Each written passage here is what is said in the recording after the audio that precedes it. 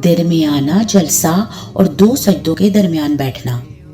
रसूलुल्लाह सल्लल्लाहु अलैहि वसल्लम का मामूल था, बैठते वक्त अपना दायां पाँव खड़ा कर लेते, दोनों पाँव की उंगलियां किबला रुख करते, कभी कभी अपने कदमों और अपनी एड़ियों पर बैठते।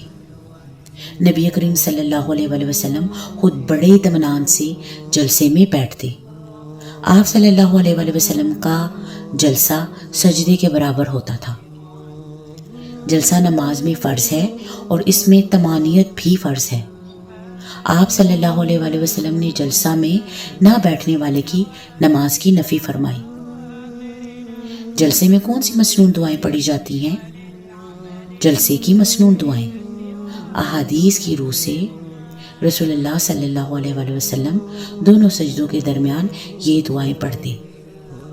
अल्लाहुम्मा अग़फ़िरली वरहमनी व आफ़िनी व अहदिनी वरज़ुक़नी।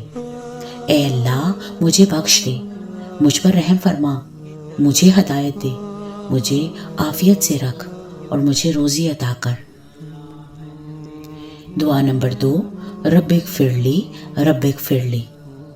ए मेरे रब, मुझे माफ़ फरमा, ए मेरे रब, मुझे माफ़ फरमा। ये दोनों दुआएं अहादीस से साबित हैं। दूसरा सजदा। जलसे से फारिग हों तो फिर दूसरा सजदा करें और उसमें भी खुशू और खुजू और कामिले इत्मीनान से दुआ या दुआएं पढ़ें। जलसाए इस्तराहत।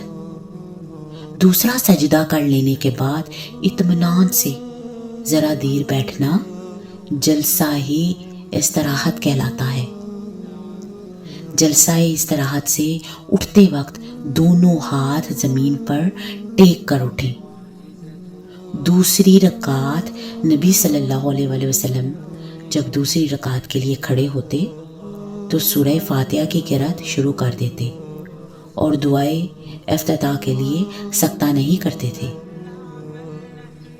पहला तशहुद, उसे कादा उला भी कहते हैं।